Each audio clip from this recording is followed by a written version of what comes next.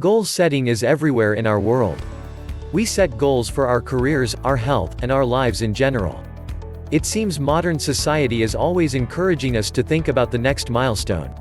However, what we don't think about enough is the science and strategy of how to accomplish your goals. That's what this guide is here to do. Whether you're setting personal goals or professional goals, this guide will explain everything you need to know. You can click the links below to jump to a particular section or simply scroll down to read everything.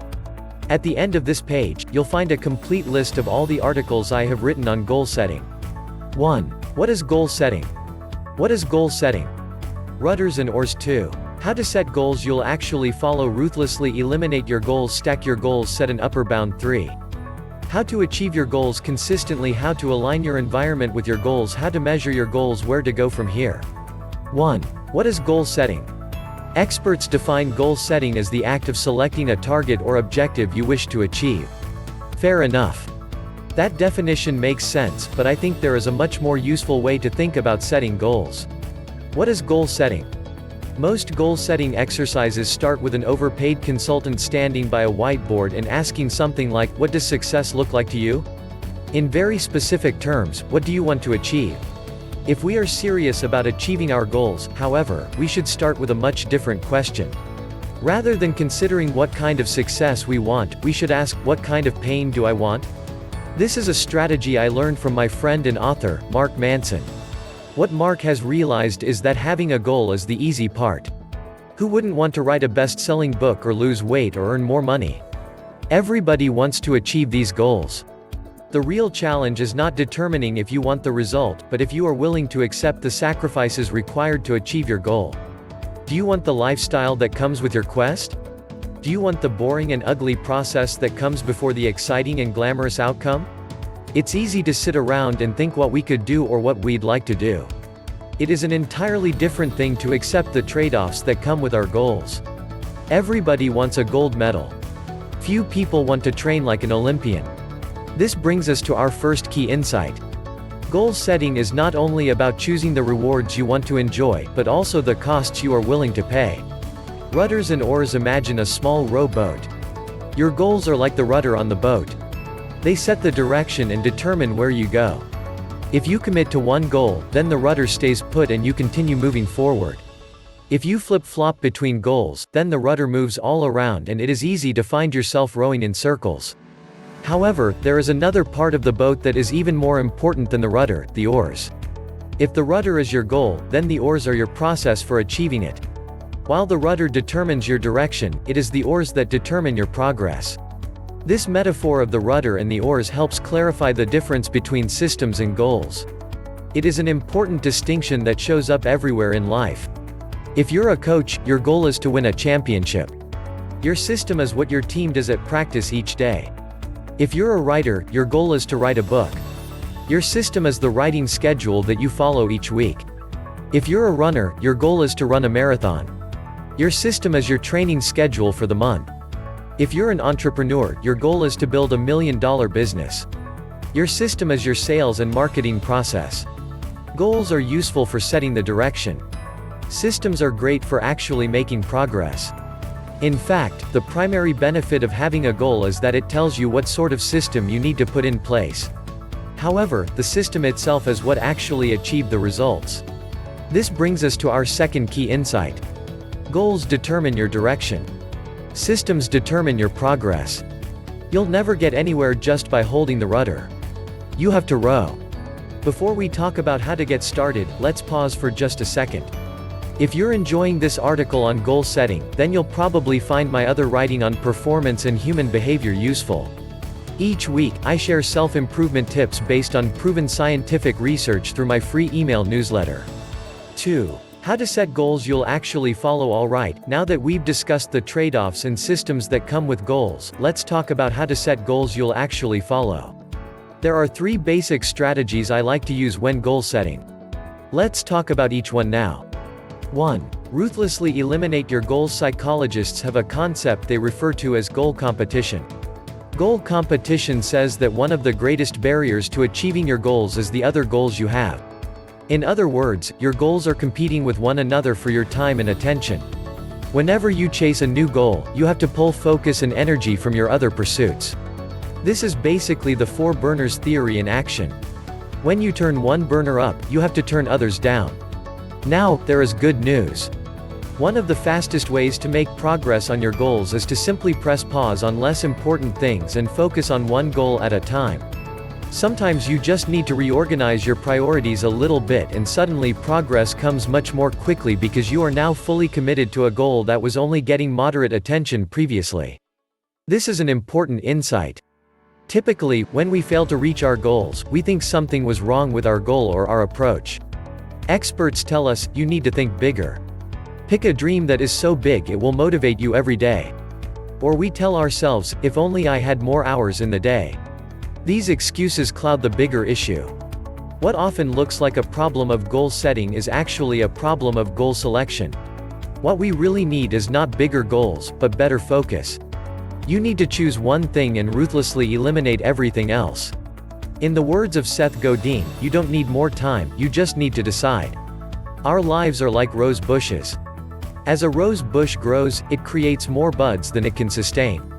If you talk to an experienced gardener, they will tell you that rose bushes need to be pruned to bring out the best in both their appearance and their performance.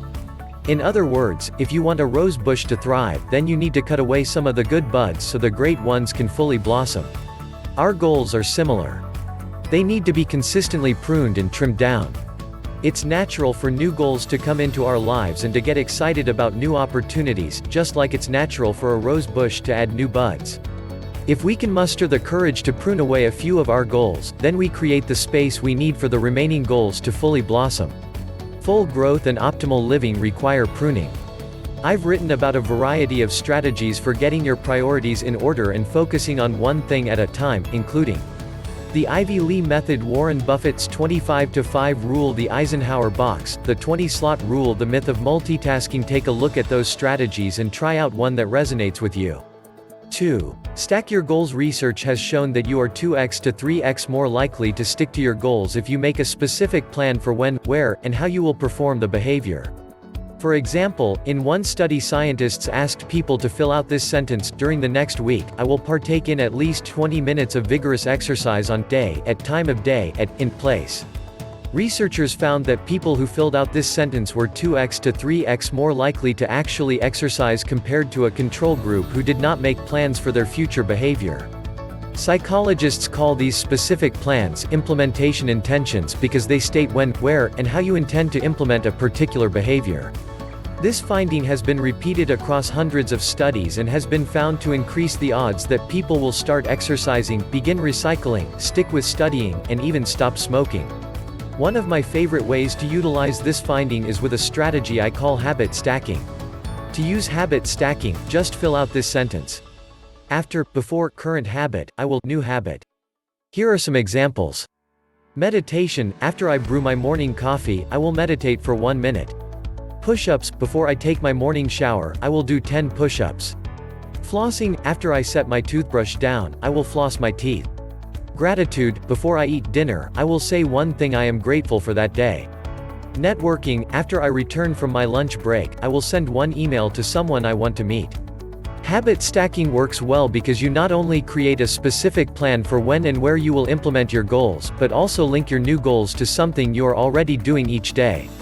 You can read more on how to stack habits and set triggers for your goals in my popular guide, Transform Your Habits. I find this to be a helpful way to bridge the gap between goals and systems.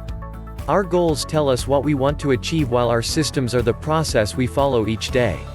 Habit stacking and implementation intentions help us move from the goal in our heads to the specific process that will make it a reality. 3. Set an upper bound. Whenever we set goals, we almost always focus on the lower bound. That is, we think about the minimum threshold we want to hit. The implicit assumption is, hey, if you can do more than the minimum, go for it. An individual might say, I want to lose at least 5 pounds this month. An entrepreneur might say, I want to make at least 10 sales calls today. An artist might say, I want to write at least 500 words today. A basketball player might say, I want to make at least 50 free throws today. But what would it look like if we added an upper bound to our goals and behaviors? I want to lose at least 5 pounds this month, but not more than 10. I want to make at least 10 sales calls today, but not more than 20. I want to write at least 500 words today, but not more than 1,500. I want to make at least 50 free throws today, but not more than 100. In many areas of life, there is a magical zone of long-term growth. You want to push hard enough to make progress, but not so much that it is unsustainable. This is where setting an upper limit can be useful. Upper limits make it easier for you to sustain your progress and continue showing up. This is especially critical in the beginning. Whenever you set a new goal and begin working toward it, the single most important thing is showing up. In the beginning, showing up is even more important than succeeding, because if you don't build the habit of showing up, then you'll never have anything to improve in the future. 3. How to achieve your goals consistently. Effective goal setting requires consideration of the system that surrounds you. Too often, we set the right goals inside the wrong system. If you're fighting your system each day to make progress, then it's going to be really hard to make consistent progress. There are all kinds of hidden forces that make our goals easier or harder to achieve. You need to align your environment with your ambitions if you wish to make progress for the long run. Let's discuss some practical strategies for doing just that. How to align your environment with your goals. Although most of us have the freedom to make a wide range of choices at any given moment, we often make decisions based on the environment we find ourselves in. For example, if I wanted to do so, I could drink a beer as I write this guide. However, I am currently sitting at my desk with a glass of water next to me. There are no beers in sight. Although I possess the capability to get up, walk to my car, drive to the store, and buy a beer, I probably won't, because I am surrounded by easier alternatives. In this case, taking a sip of water is the default decision, the easy decision. Similarly, many of the decisions we make in our professional and personal lives are shaped by the options that surround us.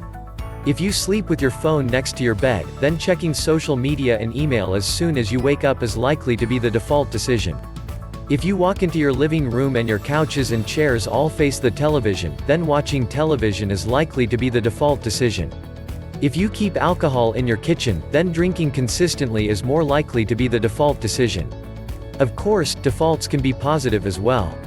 If you keep a dumbbell next to your desk at work, then pumping out some quick curls is more likely to be the default decision. If you keep a water bottle with you throughout the day, then drinking water rather than soda is more likely to be the default decision. If you place floss in a visible location, like next to your toothbrush, then flossing is more likely to be the default decision.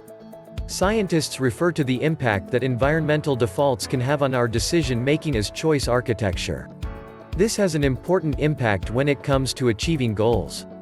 Whether or not you achieve your goals in the long term has a lot to do with what types of influences surround you in the short term.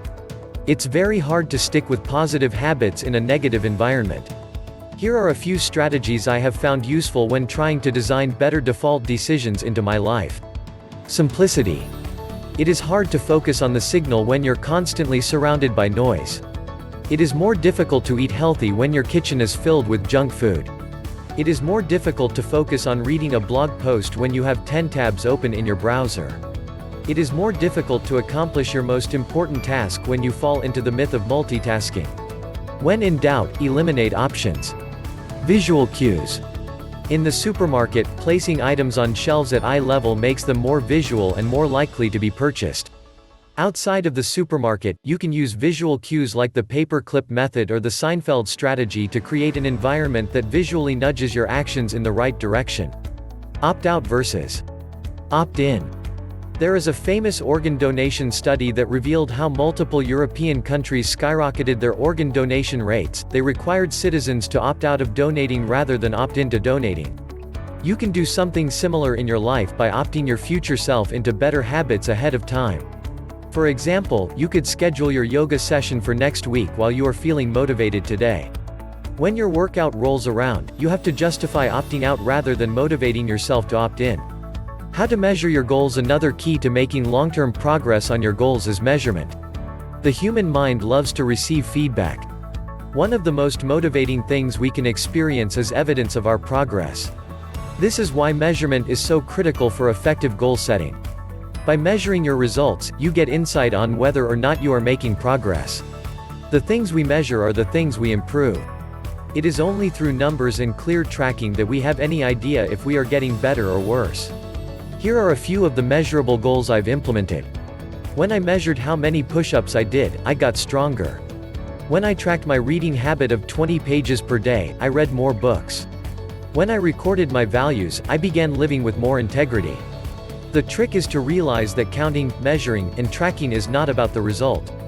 Measure to discover, to find out, to understand. Measure to see if you are showing up. Measure to see if you're actually spending time on the things that are important to you. Here are some of my favorite techniques for setting measurable goals. The paper clip strategy: measure backward, not forward. The Seinfeld strategy: give them a try and see which one you prefer.